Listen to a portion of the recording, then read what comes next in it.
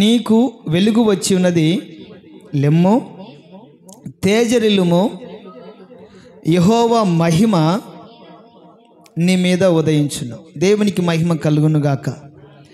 దేవుడు ఈ 3వ మాసాన్ని ప్రేమించి మనకి ఇచ్చినటువంటి వాగ్దానం ఏంటంటే, యెహోవా మహిమ నీ మీద ఉదయించును. దేవుని మహిమ ఉదయిస్తే కలిగే అనుభవాలు గత వారం కూడా మనం ధ్యానం చేశాం. ఒక వ్యక్తి మీద దేవుని మహిమ ఉదయిస్తే ఆ వ్యక్తికి దేవుడు నిత్యమైన వెలుగుగా ఉంటాడని, వారి దుఃఖ దినములు సమాప్తం చేస్తాడని, వారి జనులు నీతిమంతులై ఉంటారని గత వారం మనం ధ్యానం చేశాం. ఇది ఈ వారం కూడా ఒక క్లుప్తంగా 3 మాటలు మాత్రమే మనం ధ్యానం చేసుకొని ముగించబోతూ ఉన్నాం.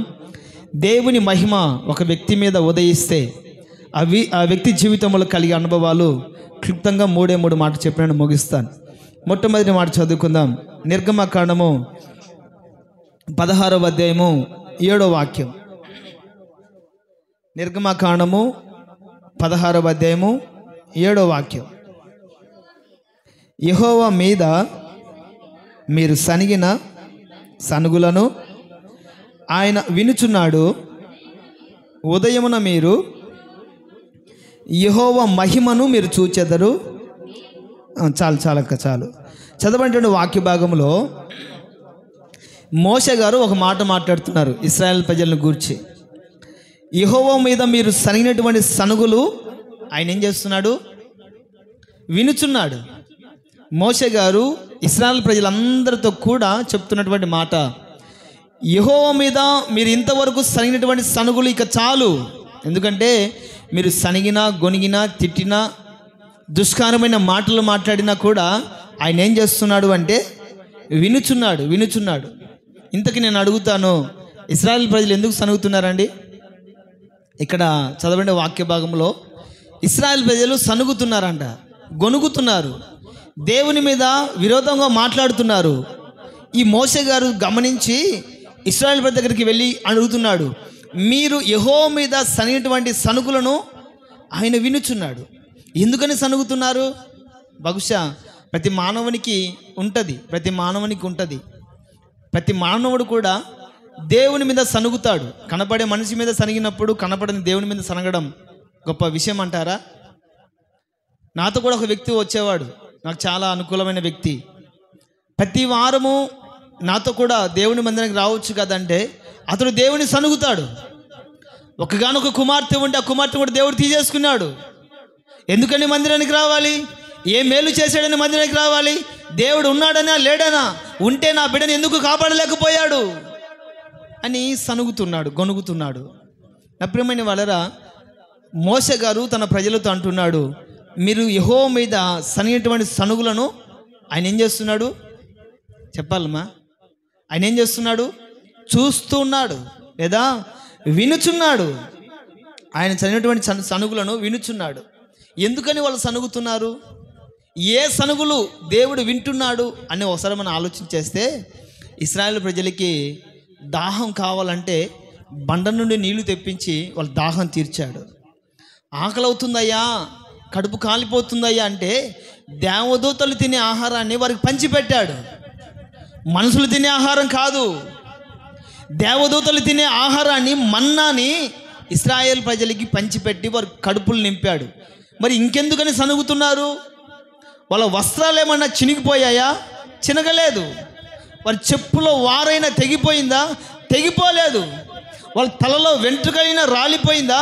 రాలిపోలేదు. ఏ అనారోగ్యమైన వారికి సోకిందా? సోకలేదు. ఎవరైనా చనిపోయారా, మృతి పొందారా అనుకుంటే ఏమీ లేదు. పిల్లలు ఎవరైనా అనారోగ్య చేత ఉంటున్నారా? అది కూడా లేదు. ముసలాళ్ళు ఎవరైనా చనిపోతున్నారా? లేదు. మరి ఎందుకని వాళ్ళు సనుగుతున్నారు? ఆ సనుగులను దేవుడు ఎందుకని వింటున్నాడు?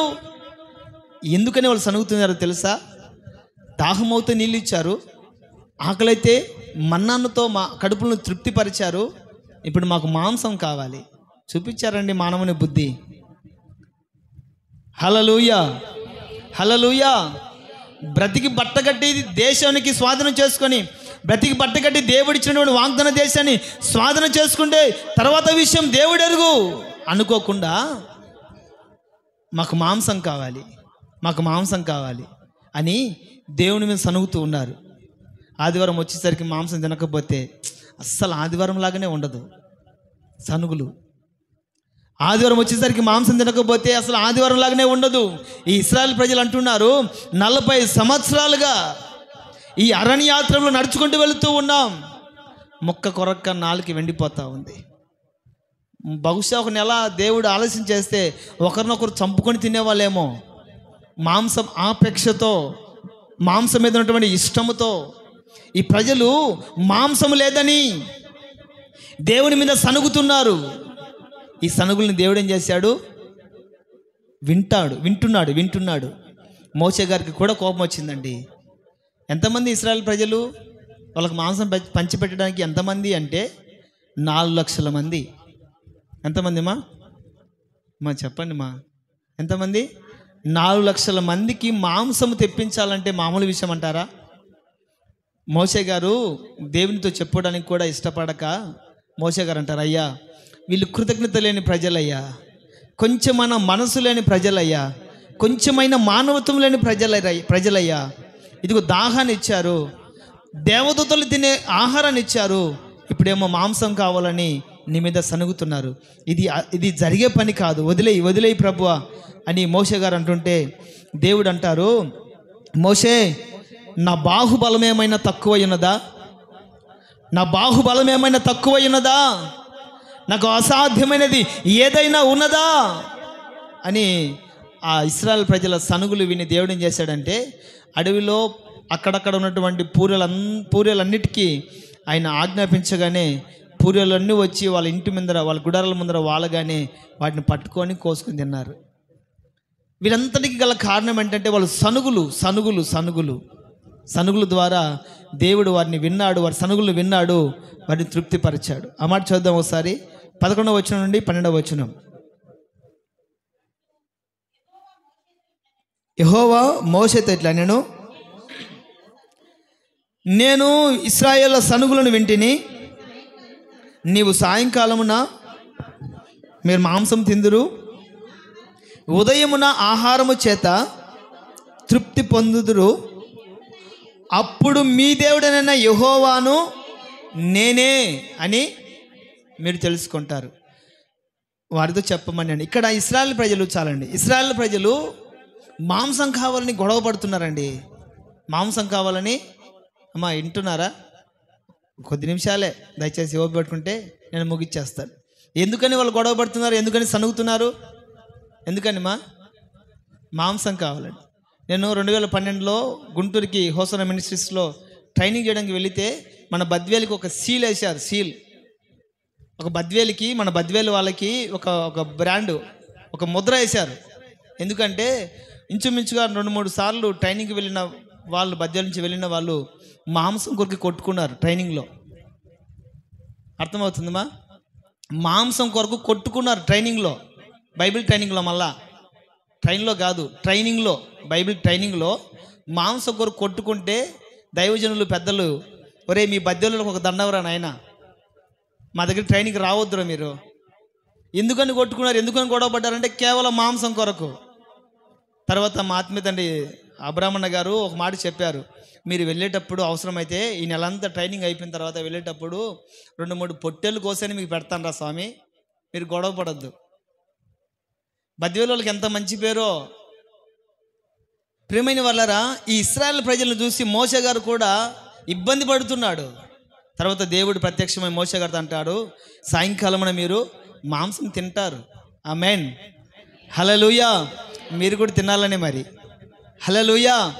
సాయంత్రం మీరు మాంసం తింటారు, నేను మీకు మాంసం అనుగ్రహిస్తాను, సిద్ధపరుస్తాను, నేను వెళ్ళి ప్రజలతో చెప్పమని దేవుడు వారితో చెప్పాడండి, మోషే గారితో.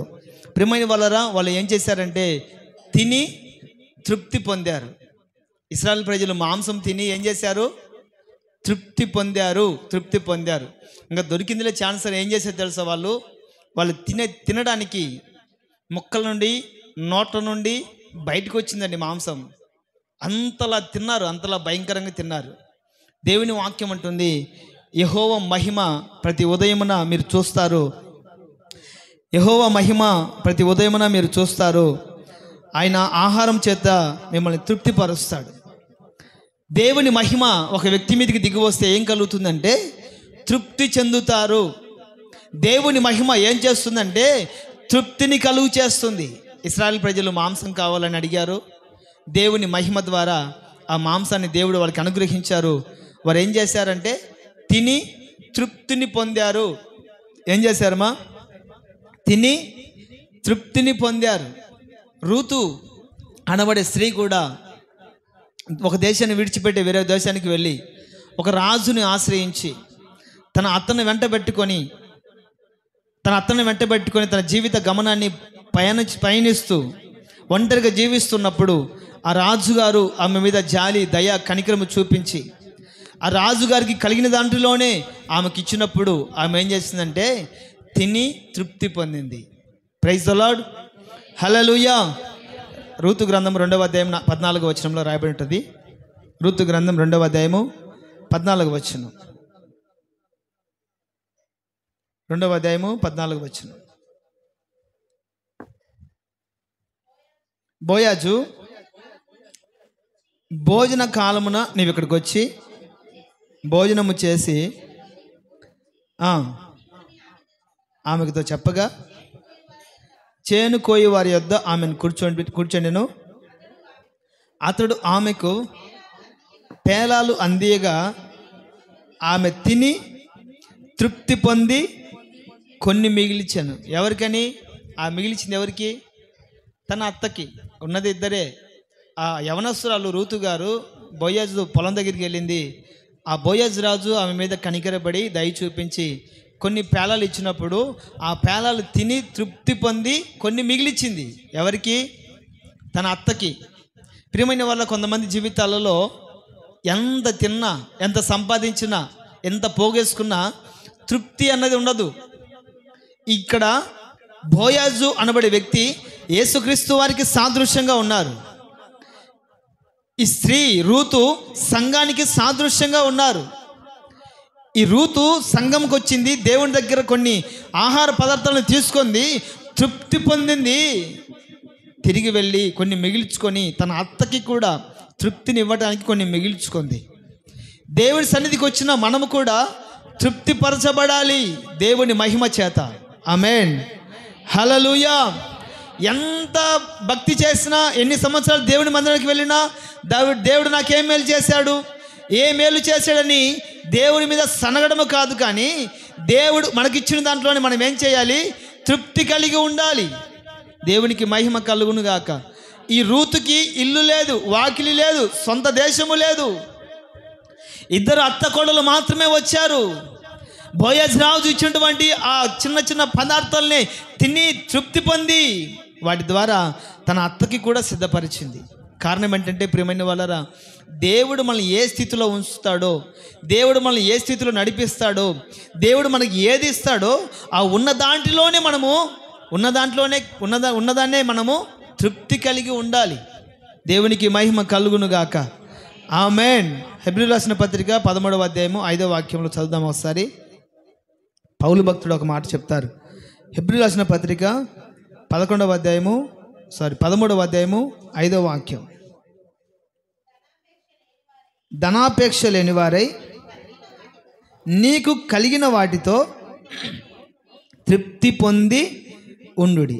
నీకు కలిగిన వాటితోనే, నీకు 10,000 డబ్బులు ఉన్నాయా, దానితోనే తృప్తి కలిగి ఉండాలి. నీకు అస్సలే లేదా, అయినా కూడా తృప్తి కలిగే ఉండాలి. భక్తుడు దావీదు ఒక మాట అంటారు, నన్ను దరిద్రునిగా చేయొద్దు, అలాగని ధనవంతునిగా చేయొద్దు. నాకున్న దాంట్లోనే నేను తృప్తి కలిగి జీవించినట్లుగా ఆ కృపనివ్వమని దావీదు ప్రార్థన చేస్తాడు. పూర్తిగా దరిద్రుడైపోయాడు అనుకోండి, ఆకలి తట్టుకోలేక యెహోవా ఎవరు, ఎందుకు నన్ను కలుగు చేశాడని దేవుని ఎక్కడ అవమానపరుస్తానేమోనని నన్ను దరిద్రునిగా చేయొద్దు అంటాడు. ఎక్కువ ధనము ఇచ్చాడనుకోండి, ఎక్కువ ఐశ్వర్యం ఇచ్చాడనుకోండి, ధనము అహంకారం కలుగు చేసి దాహము చేత గర్వం పెరిగి యెహోవా ఎవడు అని నిన్ను దూషిస్తానేమో. కాబట్టి నాకు ఎక్కువ ఐశ్వర్యాన్ని ఇవ్వద్దు, ఎక్కువ దరిద్రతని ఇవ్వద్దు, నేను ఉన్న దాంట్లోనే సంతృప్తి కలిగి జీవిస్తాను. ఆమేన్, హల్లెలూయా, హల్లెలూయా.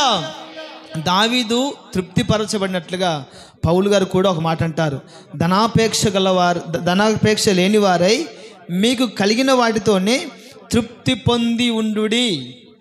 కొంతమందికి గమనించండి ప్రియమైన వాళ్ళరా, ఎన్ని దేశాలు తిరిగినా తృప్తి ఉండదు, ఎంత సంపాదించినా తృప్తి ఉండదు, ఎన్ని ఇల్లు కట్టినా తృప్తి ఉండదు, ఎంత డబ్బులు పోగేసుకున్నా తృప్తి ఉండదు. మీకు అర్థమయ్యే చెప్తాను. సైకిల్లో వెళ్ళేవాడు ఏమనుకుంటాడంటే, సైకిల్ తొక్కి తొక్కి కాళ్ళను వస్తున్నాయి, చిన్న బైక్ అయితే బాగుంటుంది అనుకుంటారు. బైక్లో వెళుతుంటే కళ్ళలో దుమ్ము పడుతుంది, కారు అయితే బాగుంటుంది అనుకుంటాడు. కారు వచ్చిన తర్వాత గంట ప్రయాణం చేసిన వాడు, 2 గంటల ప్రయాణం చేసిన వాడు, లేకపోతే గంటలకు వెళ్ళిపోతే బాగుంటుంది కదా అనుకొని విమానంలో పోవాలనుకుంటాడు. విమానంలో పోవాలనుకున్నవాడు ఇంకెన్నెన్నో, ఎందుకంటే మనిషి ఆశకు కోరికు హద్దులు ఉండవండి. తృప్తి లేకుండా జీవిస్తూ ఉంటారు. ఇదిగో దేవుని మాటలు విన్నటువంటి మీ అందరితో కూడా దేవుడు మాట్లాడుతున్న మాట ఏంటంటే, యెహోవా మహిమ మీ మీద ఉదయిస్తే కలిగే అనుభవాలు ఏంటంటే, దేవుని మహిమ చేత నింపబడిన వారు తృప్తి చెందుతారు. దేవునికి మహిమ కలుగును గాక.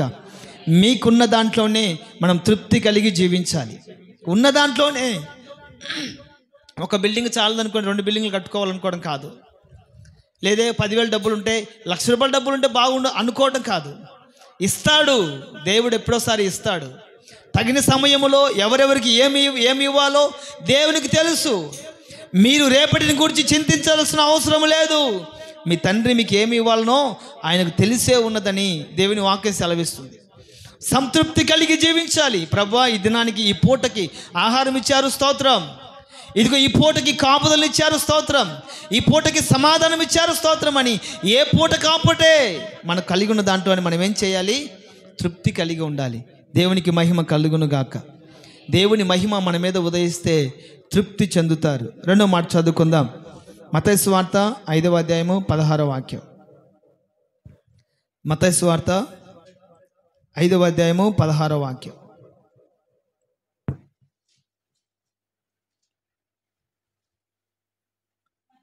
మనుషులు మీ సత్క్రియలను చూచి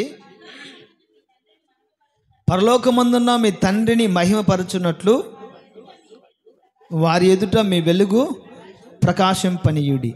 ఒక వ్యక్తి మీదకి మహిమ దిగి వస్తే తృప్తి చెందుతారు. ఒక వ్యక్తి మీదకి మహిమ దిగి వస్తే ప్రకాశిస్తారు.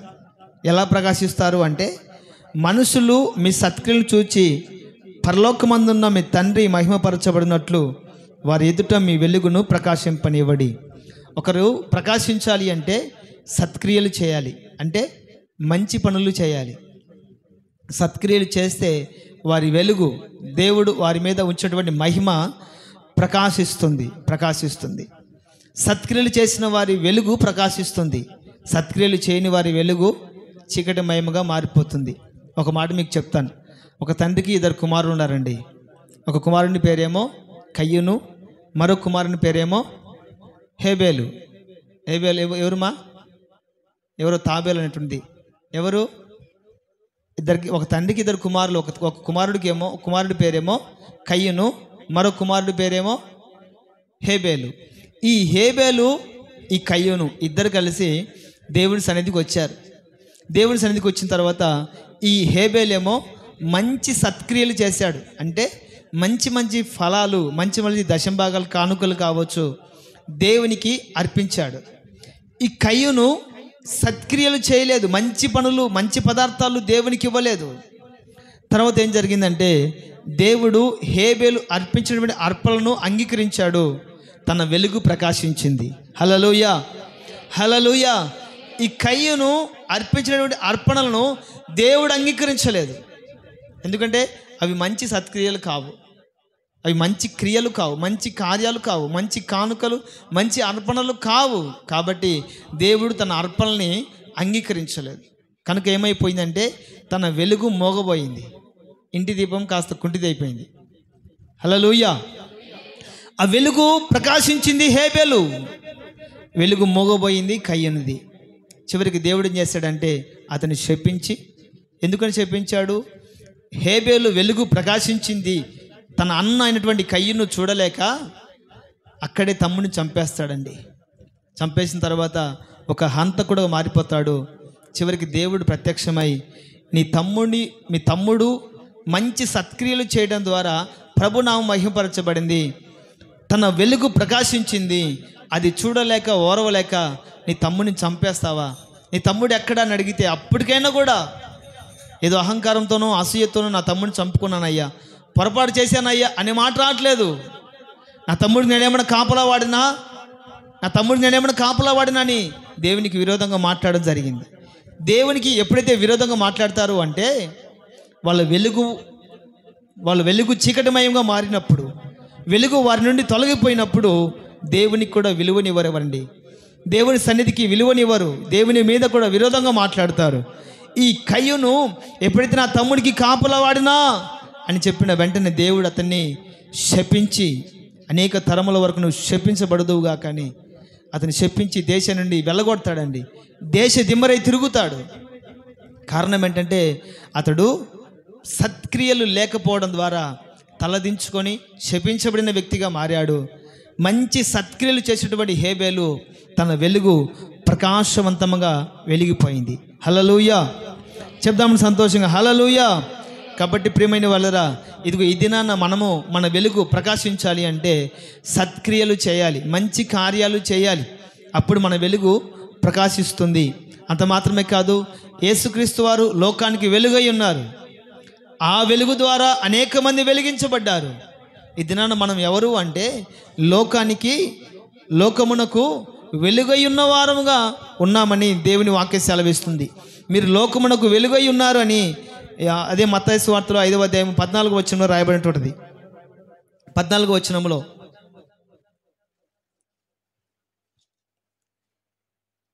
వచనంలో రాయబడినటువంటి మాట, మీరు లోకమునకు వెలుగై ఉన్నారు, కొండ మీద నుండి పట్టణము మరుగై ఉండనేరదు, పెట్టరు కానీ అది ఇంట ఉండి వారందరికీ వెలుగునిచ్చుటకై. ఆమేన్ హల్లెలూయా. మీరెవరు అంటే లోకానికి వెలుగై ఉన్నవారు. మీ దీపం దేవుడు మిమ్మల్ని వెలిగించారండి. యేసుక్రీస్తు ప్రభువు ఈ లోకానికి వెలుగై ఉన్నారు. ఆ వెలుగు ఏం చేసిందంటే ఒక్కొక్కరిని వెలిగించుకుంటూ వెళ్ళింది. ఆయన వెలిగించాడు కాబట్టి ఈ దినాన మన దేవుడి సన్నిధిలో ఉన్నాం. మీరు ఎవరయ్యా అంటే లోకానికి వెలుగై ఉన్న ప్రజలు. హల్లెలూయా హల్లెలూయా. లోకానికి వెలుగై ఉన్నారు. ఆ వెలుగు ఏం చేయాలి? మంచ కింద పెట్టాలా? కుంచ కింద ఏమైనా పెట్టాలా? లేదు. మీరు వెలిగించబడిన వారు మీరు నిలబడితే మీ ఇంటి అంతటికి వెలుగు వస్తుంది. హల్లెలూయా. మనుషులు దీపం వెలిగించి కొంచెం కిందను పెట్టరు కానీ అది ఇంట ఉండి వారందరికీ వెలుగునిచ్చుటకై దీపస్తంభం మీదనే పెడతారు. వెలిగించబడిన మనము మన ఇంట్లో ఉన్న వారందరికీ వెలుగుగా ఉండాలి. వారిలాగా మనం కూడా ఆరిపోకూడదు. వాళ్ళు ఆరిపోయిన వారు, వాళ్ళు వెలిగించబడని వారు. మనం వెలిగించబడినటువంటి వెలుగులం, దేవుని చేత వెలిగించబడిన వారం, లోకానికి వెలుగై ఉన్న వారం. మనం ఎలా ఉండాలి అంటే మన ఇంట్లో ఉన్న వాళ్ళందరికీ వెలుగుగా ఉండాలి. ఇంట్లో ఉన్న వాళ్ళందరినీ రక్షించుకునే వారిగా మనం ఉండాలి. దేవునికి మహిమ కలుగునుగాక. ఆమేన్. కనుకనే పౌలు గారు ఒక మాట అంటారు, చీకట్లో ఉన్నటువంటి జనులు ఆశ్చర్యకరమైన వెలుగులోకి వచ్చినట్లుగా దేవుడు నన్ను వెలిగించాడు, దేవుడు నన్ను నిలబెట్టాడు. అన్ని జనులకు వెలుగునిచ్చుటకై దీపస్తంభం మీద పెట్టబడిన దీపం వల్లే నేను ప్రకాశించుటకై దేవుడు దమస్క ప్రాంతంలో నన్ను దర్శించాడు అని పౌలు గారు సాక్ష్యం ఇస్తారు. నా ప్రియమైన వాళ్ళరా, నిన్ను వెలిగించింది దేవుడు ఎందుకో మనం తెలుసుకొని ఉండాలి. నీ వెలుగు నీ ఇంట్లో ప్రకాశించాలి. ఆమేన్. మీ వెలుగు ఈ ప్రాంతంలో ప్రకాశించాలి. హల్లెలూయా. అన్యజనులు సహితము మీ వెలుగులోకి నడిపించబడాలి. మీ వెలుగు ద్వారా ప్రభునామం మహిమపరచబడాలి. ఆమేన్ హల్లెలూయా. నా ప్రియమైన వాళ్ళరా, ఒక మాట చెప్పి నేను ముగిస్తాను. నా ఆత్మీయ దైవజనులు యేసన్న గారు శాపగ్రస్తమైన జీవితాన్ని జీవిస్తూ నోట్ల ముక్కల రక్తము కక్కుతూ మతిస్మితం లేకుండా తిరుగుతూ ఉన్నప్పుడు తల్లి వదిలిపెట్టింది, తండ్రి వదిలిపెట్టింది, తన గ్రామం ఏంటో, తన తల్లిదండ్రులు ఏంటో, తను ఎక్కడి నుంచి వచ్చాడో తెలియనటువంటి మతిస్మితాన్ని కోల్పోయి నెల్లూరు నడిబొడ్డులో విస్తరాకులు ఏరుకుంటూ ఒక పిచ్చివాడలాగా తిరుగుతున్నాడు. రైల్వే స్టేషన్లంపిడి, పట్టాలంపిడి, విసిరి పడేసినటువంటి అన్నం మెతుకులు తింటూ, పందులతో సహా కుక్కలతో సహా కలిసి ఆ విశ్రాకులు తింటూ బ్రతుకుతూ చీకటి బ్రతుకుతున్నటువంటి యేసన్న గారు ఒకానొక దినాన చీకటి అయిపోతూ ఒక కుటుంబంలో ప్రార్థన చేస్తూ ఉంటే ఆ ప్రార్థనలు కూర్చొని తర్వాత మరలా ఎక్కడికి వెళ్ళాలో తెలియదు. మతిస్మితం లేనివాడు ఎక్కడికి వెళ్తాడండి? తన ఇల్లు ఎక్కడుందో తెలియదు, తన తల్లి తండ్రి ఎక్కడున్నారో ఎలా ఉన్నారో వాళ్ళ పేరేంటో కూడా తెలియదు. మతిస్మితం లేనటువంటి వ్యక్తికి మార్గం ఏంటో తెలియదు. చీకట్లో జీవిస్తున్నటువంటి వ్యక్తికి జీవిత గమ్యం ఏంటో తెలియదు. యేసన్న గారు ఒక మార్గం గుండా కటిక చీకటిలో నడుచుకుంటూ వెళుతూ ఉంటే లోకానికి వెలుగైనటువంటి దేవుడు, జ్యోతిర్మయుడైనటువంటి దేవుడు దేదీప్యమానంగా ప్రకాశించి చీకటి మయముగా మారినటువంటి తన బ్రతుకుని దేవుడు వెలుగుగా మయంగా మార్చాడు. దేవుడు ప్రకాశవంతముగా మార్చాడు. ఈ దినాన యేసన్న గారి వెలుగులోకి లక్షల మంది ప్రజలు తరలి రావడానికి గల కారణం దేవుడు యేసన్న గారిని వెలిగించారు. ఈ దినాన ప్రపంచ దేశాలు, ప్రపంచ ప్రజలు ఆయన వెలుగులోకి నడిపించబడుతున్నారు. కారణం ఏంటి తెలుసా? యేసుక్రీస్తు ద్వారా ఆయన వెలిగించబడ్డాడు. ఆయన ద్వారా అనేక మంది వెలిగించబడుతూనే ఉన్నారు. దేవునికి మహిమ కలుగును గాక. దేవుడు నిన్ను వెలిగించాడు. నీ వెలుగులోకి నీ కుటుంబీకులు వచ్చుదురు గాక. దేవుడు నిన్ను వెలిగించాడు. ఈ ప్రాంతంలో ఉన్న ప్రజలందరూ కూడా మీ వెలుగులోకి వచ్చేదరు గాక. మీ వెలుగు ద్వారా ప్రభు నామానికి మహిమ కలుగును గాక. ఆమేన్. చివరి మాట అండి, చివరి మాట చెప్పిన ముగిస్తా. యోహాను సువార్త 15వ అధ్యాయము 8వ వాక్యం. దేవుని మహిమను పొందుకున్న వారు తృప్తి చెందుతారు. దేవుని మహిమను పొందిన వారు ప్రకాశిస్తారు. దేవుని మహిమను పొందిన వారు ఫలిస్తారు. 15వ అధ్యాయము 8వ వాక్యం. మీరు బహుగా ఫలించుట వలన నా తండ్రి మహిమపరచబడును. దేవుని మహిమ చేత నింపబడిన వారు ఏం చేస్తారంటే ఫలిస్తారు, అభివృద్ధి చెందుతారు, విస్తరిస్తారు, బహుగా ఫలిస్తారు. దేవుని మహిమ చేత పొందిన వారు ఫలిస్తారండి. మీరు బహుగా ఫలించుట వలన నా తండ్రి నామం మహిమపరచబడును. మీరు నా తండ్రి చేత ఫలించుట వలన నా తండ్రి నామం మహిమపరచబడునని దేవుని వాక్యం సెలవిచ్చినట్లుగా దేవుని మహిమ ఒక వ్యక్తి మీద దిగి వస్తే కలిగే అనుభవాలు ఏంటంటే ఫలిస్తారు. ఫలించడం అంటే ఏంటి? పురాతన కాలంలో నోవాహును దేవుడు దీవించాడు. ఇదిగో మీరు ఫలించండి, విస్తరింపచేయండి, భూమిని నిండించండి అని వారిని దీవించాడు. అలాగనే వారు ఫలించారు. అబ్రహామును కూడా దేవుడు దీవించాడు, అలాగనే ఫలించాడు. యోసేపును గురించి ఒక మాట రాయబడి ఉంటుంది. ఏంటంటే అతడు యోసేపు ఫలించడి కొమ్మ. యోసేపు ఫలించడి కొమ్మ. ఆ కొమ్మ ఎప్పుడు కూడా ఎండిపోదు. అర్థమవుతుందమ్మా? కొండాపు చెట్టు మనకు తెలుసు. ఆ కొండాపు చెట్టు నాటండి, దెబ్బకు ఎగురెత్తుంది. కొన్ని రోజులు నీళ్ళు పోస్తే చాలు, నీళ్ళు పోసి ఫలిస్తూనే ఉంటుంది. ఇంకా ద్రాక్ష చెట్టుని ఒకసారి మనం చూస్తే యేసుక్రీస్తు వారు అంటారు కదా, నేను నిజమైన ద్రాక్షవల్లిని. ద్రాక్ష చెట్టుని అయితే మనం బాగా గుర్తుంటుంది కాబట్టి చెప్తున్నాను. ద్రాక్ష చెట్టు ఎన్ని ఫలాలు కాస్తుందండి? మనం లెక్క పెట్టగలుగుతామా? ఇన్ని కాయలు కాసాయి ద్రాక్ష చెట్టు, కానీ ఎన్ని ఫలాలు కాస్తుందని ద్రాక్ష చెట్టు. అటువంటి ఫలాలు మనం ఫలించాలని దేవుడు కోరుకుంటున్నాడు. ఆమేన్.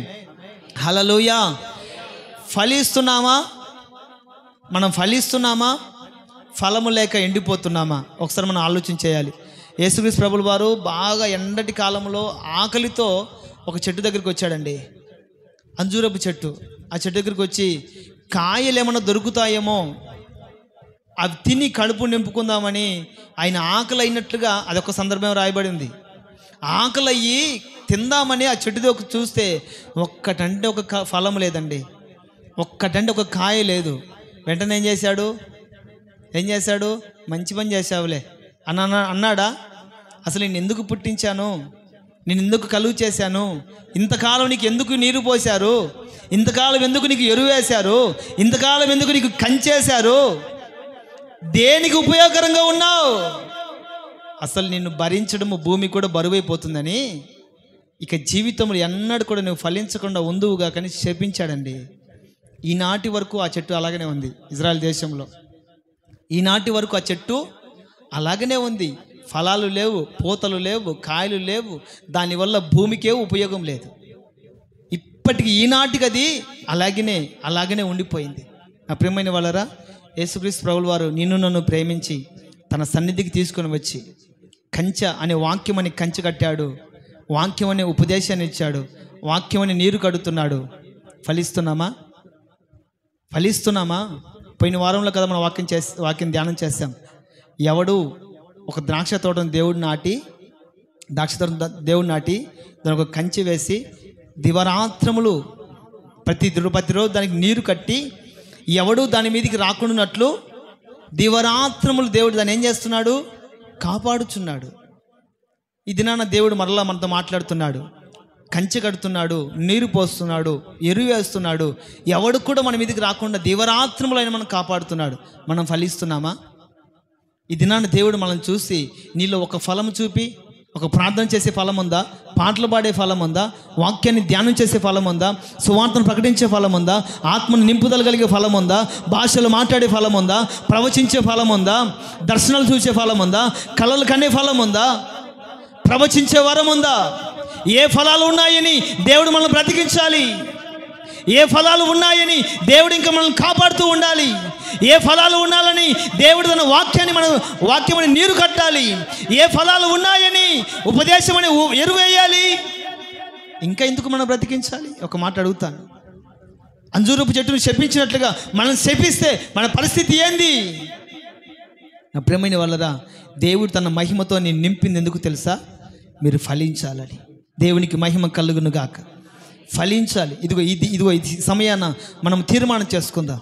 ప్రభువా, నేను ఫలభరితంగా మార్చబడాలి. ఇలాగ చదువుకుంటూ వెళ్తే యోహాను సువార్తలో ఒక మాట రాయబడి ఉంటుంది. ఇక ఎన్నడూ ఫలించని ప్రతి తీగని ఏం చేస్తాడు? మన ఇంట్లో చెట్టు నాటుతామండి. ఎన్ని రోజులు నీళ్ళు పోసినా, ఎన్ని రోజులు కంచె కట్టినా, ఎన్ని రోజులు ఎరువేసినా అది మొలకెత్తకుండా ఫలించకుండా ఉంటే ఏం చేస్తాం? పెరికి పారేయడం మాత్రమే కాదు, అగ్నిలో వేసి కాల్చేస్తాం. దేవుడు చేసే పని కూడా అదే. నాతో అంటుకట్టబడిన ప్రతి తీగను, నాతో అంటుకట్టబడి ఫలించని ప్రతి తీగను పెరికి వేసి అగ్నిలో వేసి కాల్చివేస్తాడు. నా ప్రియమైన వాళ్ళరా, ఫలభరితంగా మనం మారాలి.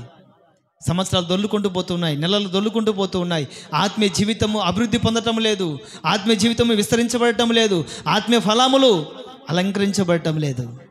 మనలో ఫలాలు ఉండాలని దేవుడు కోరుకుంటున్నాడు. దేవుని మహిమ చేత నింపబడిన వారు ఏం చేస్తారు? ఫలిస్తారు. యోసేపుని బట్టి దేవుడు ఒకే ఒక మాట అంటాడు. యోసేపు ఎవరయ్యా అంటే ఫలించడి కొమ్మ. ఆమేన్. ఆ ఫలాలు ఇస్తూనే ఉంటుంది. దేవునికి మహిమ కలుగును గాక. అటువంటి ఫలాలు దేవుడు మీ ఎదుట కనపరచును గాక. అటువంటి ఫలముల చేత దేవుడు మిమ్మల్ని ఫలభరితముగా మార్చును గాక. ఆమేన్. దయచేసి కళ్ళు మూసుకొనండి. విన్నటువంటి